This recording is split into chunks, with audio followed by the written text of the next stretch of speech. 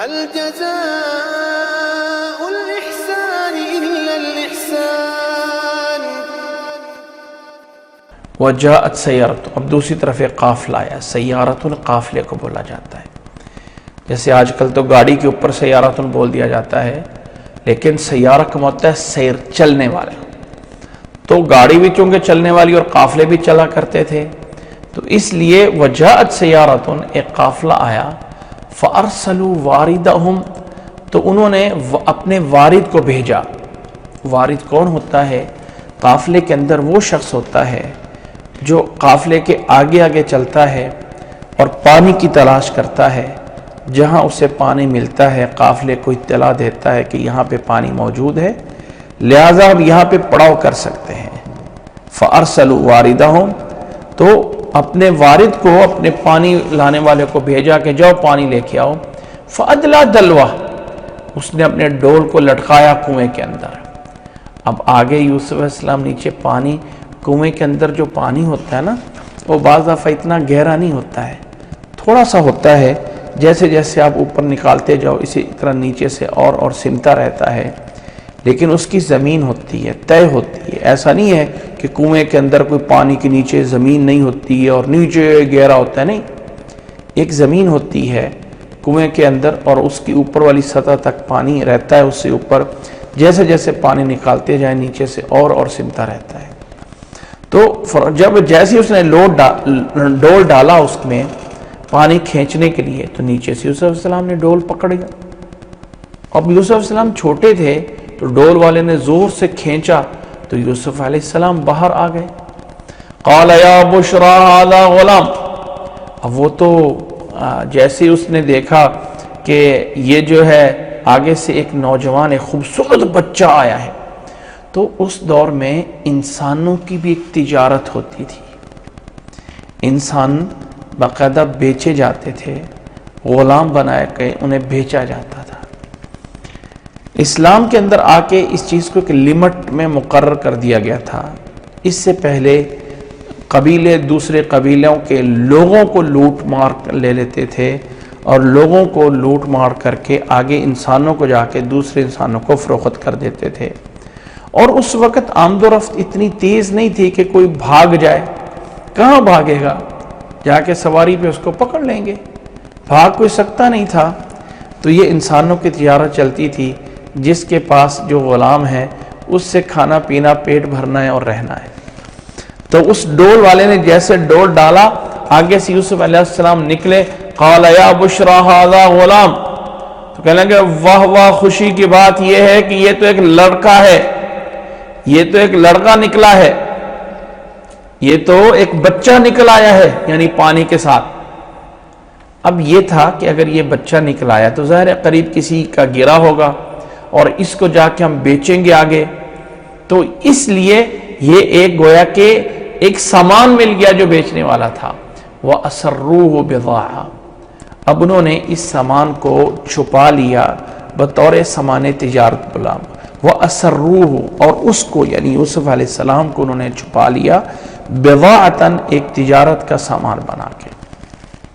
گویا کہ پورے قافلے والوں کو نہ بتایا، بس جس نے نکالا تھا اسی نے چھپا لیا یا کچھ لوگوں کو بتایا. اس لیے کہ اگر سب کو پتہ چل جاتا تو ہو سکتا ہے وہ کہتے ہیں ہمارا بھی اس میں حصہ ہے. تو اس کو چھپا لیا. واللہ علیم بما یعملون، اور اللہ تعالیٰ خوب جانتا تھا جو وہ کر رہے تھے، خوب وہ جانتا تھا. کچھ لوگوں نے وَأَسَرُّوهُ بِضَاعَةً میں یعنی ایسی تفاسیر لکھی ہیں کہ بھائی وہاں پہ بھی پہنچ گئے تھے اور بھائی بھی موجود تھے جب کنویں سے نکالا گیا، اور بھائیوں نے اس کو بطور تجارت کے سامان کے بنا کے ان کو بیچ دیا فلاں فلاں. لیکن یہ سب اسرائیلی روایات ہیں جن کا حقیقت سے کوئی تعلق نہیں ہے. قرآن مجید کہہ رہا ہے کہ انہیں چھپایا یوسف علیہ السلام کو سامان تجارت بنا کے. واللہ علیم بما یعملون، اور اللہ تعالیٰ خوب جانتا جو وہ کر رہے تھے. وَشَرَوْهُ بِثَمَنٍ بَخْسٍ دَرَاهِمَ مَعْدُودَةٍ وَكَانُوا فِيهِ مِنَ الزَّاهِدِينَ. وَشَرَوْهُ بِثَمَنٍ بَخْسٍ دَرَاهِمَ مَعْدُودَةٍ،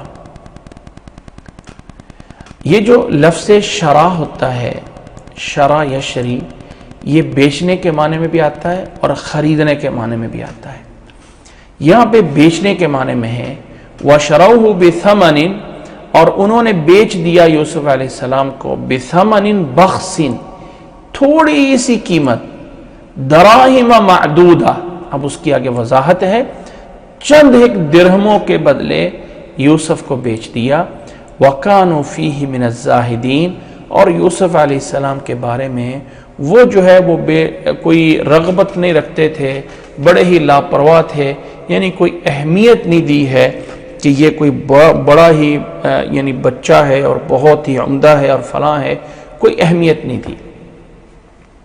وقال الذي اشتراه من مصر، اب جس نے خریدا تھا، جس نے یوسف علیہ السلام کو خریدا تھا، کہا جاتا ہے کہ مصر کا اس وقت جو حکمران تھا اس کا نام تھا ریان بن ولید، اور جس نے یوسف علیہ السلام کو خریدا تھا وہ اس کا وزیر خزانہ تھا، اور اس وزیر خزانہ کی جو بیوی ہے اس کا نام تھا راعیل، یا کچھ روایات میں اس کا نام زلیخا تھا، مشہور زلیخا ہے، جبکہ راعیل بھی نام اس میں مورخین نے لکھا ہے۔